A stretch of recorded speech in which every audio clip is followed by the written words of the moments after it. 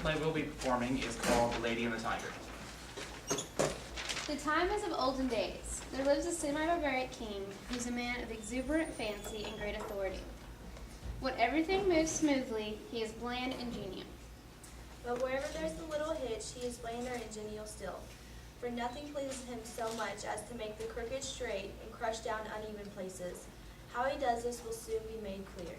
Listen now to the story of how this ruler's unusual practices affected lives of people who were lucky or unlucky enough to live within his rule. Welcome, Cousin Marcus and Helen. Make yourselves comfortable while I order refreshments. Tell me about your journey. Was it terribly tedious? It was long, but we saw many wondrous things along the way. We are grateful to be here, Julius and Leto. We're looking forward to a long rest and a congenial visit before we return home. Just then, the king sweeps into the room. Where's my daughter? Bring her to me immediately. The king's daughter quietly enters from the side room. She's a beautiful woman, the apple of his eye. The king loves her above all humanity. Father, I am here. How can I serve you? Daughter, are the rumors true? Have you been consorting with a common courtier who professes to serve me? Yes, Father, it's true. How can you even think of such behavior? He's not worth your attention. He's of low station, and you are royalty. Father, he is brave and handsome. He has served you faithfully, and Father, I love him dearly. Do you really love him, daughter? Well, your love is about to be put to a test. What do you mean? He's in jail this very day, and his trial will be held as soon as I can find the savage tiger in the land. Please, Father, spare him. His only crime was to love me. My will be done as I command. You know my justice is impartial. The king leaves, and his daughter turns away, quietly contemplating her beloved's future. Juliet, what just happened? What is going to happen to this young man? Unfortunately, the king has decided to subject this young man to his version of justice. Whenever a subject is accused of a crime of sufficient importance to interest the king, public notice is given that the fate of the accused person will be decided in the king's arena. Is he put to trial in front of the entire citizenry? Why would people want to watch a trial? Well, it's a rather unusual version of a trial. Everyone gathers in the galleries, with the king in the court sitting high above. On his signal, the accused steps out from the lower door into the amphitheater. Directly opposite the accused are two doors, exactly alike and side by side. The accused walks up to these doors and opens one of them. He can open either door that he pleases. He's subject to no guidance but that of an impartial chance. What is behind the doors? You heard the king mention a tiger. That fierce and hungry tiger will be behind one door, and if the accused opens that door, the tiger will tear him apart and feast on him. He is subject, the accused is considered guilty, and this is his punishment. This is horrifying. Indeed, and the audience mourns this dire fate, while the idol bells cling. What is behind the other door? I hope it is not another beast. Quite the opposite. His Majesty chooses one of the most suitable ladies for the accused that he can find among his subjects. If the accused selects this door, the woman comes out and the celebration begins. A priest and dancing maidens playing golden horns enter from another door, and the wedding is promptly held. Brass bells ring forth and people cheer, while children strew flowers on the newly wedded couple's path as they make their way home. What if the man is already married? It matters not that he have a family, wife, or someone that he loves. The king considers this fair and decisive. The accused is instantly punished if he has found himself guilty. I see.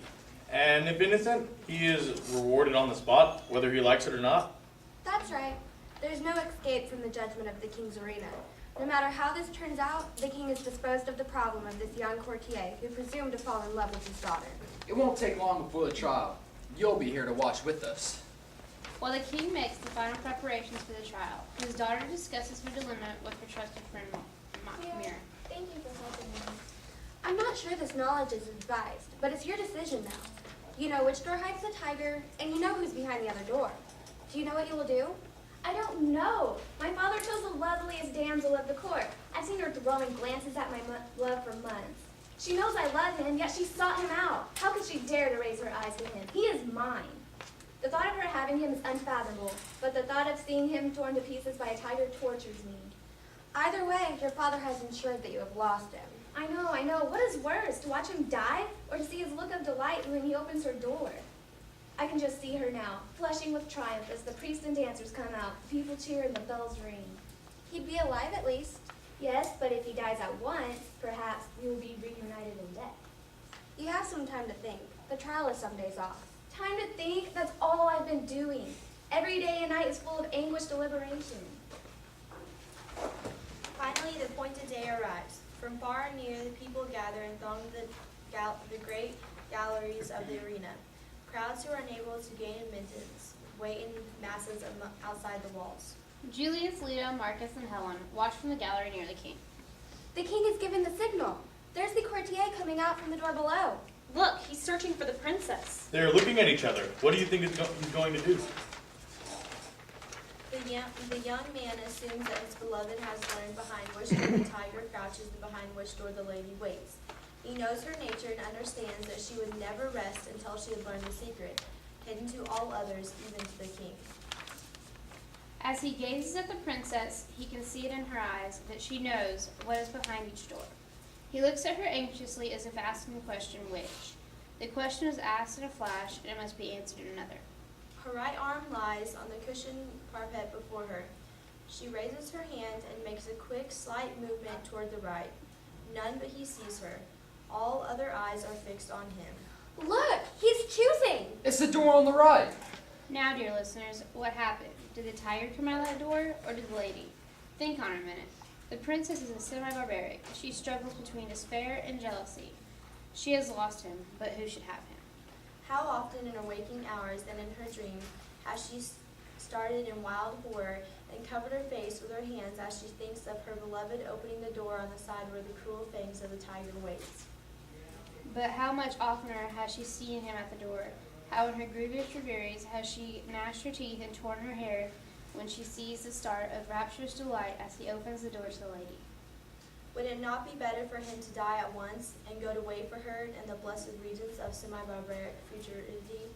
Her decision has been indicated in an instant, but it has been made after days and nights of anguished deliberation.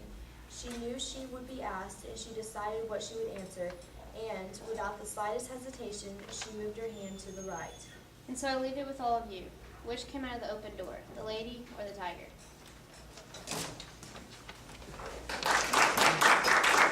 Thank you, Charles.